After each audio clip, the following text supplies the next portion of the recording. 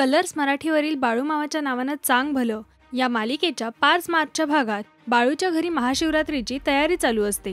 सुंदरा, गंगू आणि बाकी घरातील मंडळी मिळून देवाची पूजा करतात।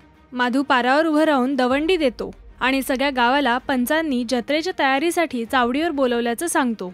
मायप्पा या दवंडीविषयी घरी सगळ्यांना सांगतात। त्यावर सुंदरा त्यांना तुम्ही त्यात पडणार नसल्याची आठवण करून देते।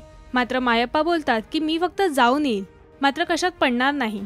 तेव्हा गंगू बाळू कधी येणार आहे असा प्रश्न पुन्हा मायप्पाला विचारते। त्यावर मायप्पा फक्त माहित नाही असं उत्तर देतात।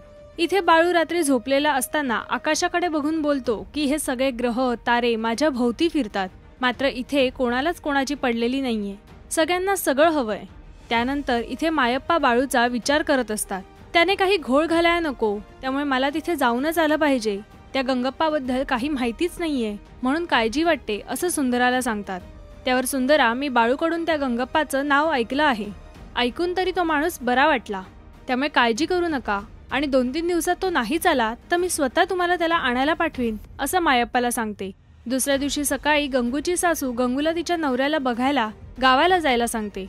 त्यावर गंगू बोलते की आता जत्रा जवळ आलीये आणि त्याची तयारी करायची आहे, त्यामुळे उगाच जाय नको।